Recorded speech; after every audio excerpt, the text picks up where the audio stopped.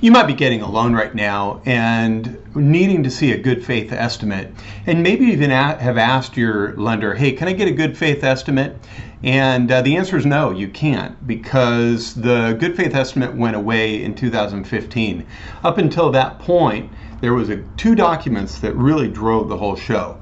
One was the good faith estimate, which is a breakdown of all the fees and what went into the loan. And then the second document was the truth in lending, which gave you your APR, which let you shop different lenders and know what one loan was in comparison to another.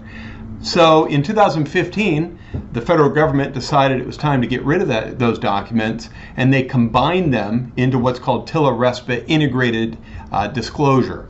And so basically, the new document really comprised mainly of the loan estimate, which is a 3-page document.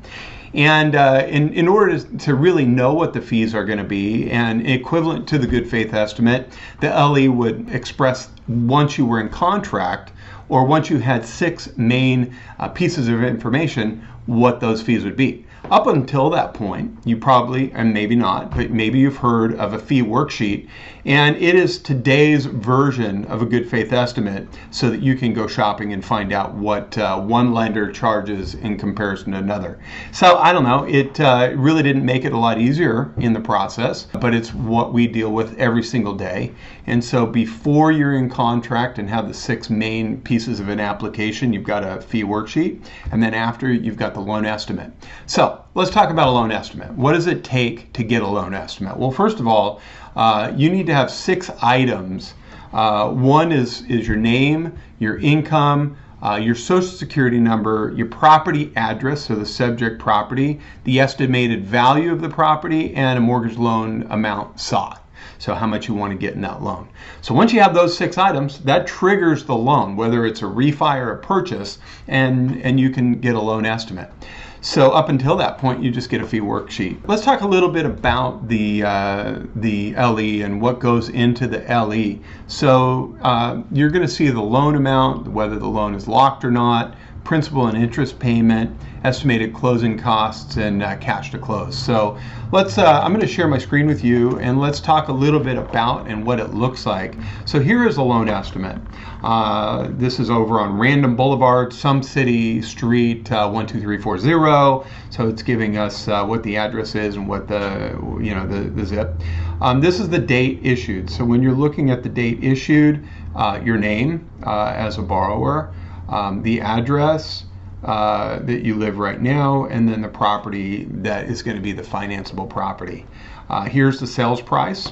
It's going to let you know if it's a loan term, what the loan term is. So if it's a 15-year, it's going to say 15. If it's a 30-year, in this case, it's 30.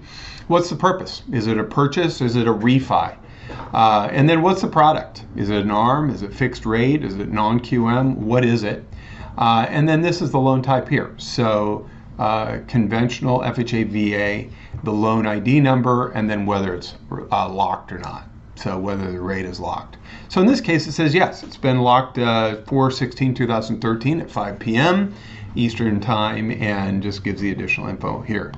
So here's the loan amount, $162,000 with a rate of 3.875. That would be nice, since rates are higher than that right now that I'm doing this. And then your principal and interest payment. So what's your P&I, what you're expecting that to be. Is there a prepayment penalty? If yes, yes. If no, no. Balloon payment, no. Most of the time you're not going to see that on a conventional FHA or VA loan, because there's just no prepayment penalty anymore. And then this is the principal and interest from year 1 through 7 and 8 through 30. And so that's sharing that.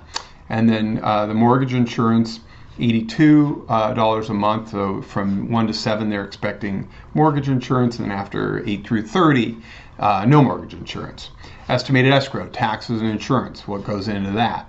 And then what's your overall payment with your principal and interest, MI, mortgage insurance, PMI, $206 in taxes and insurance, total payment, $1,000.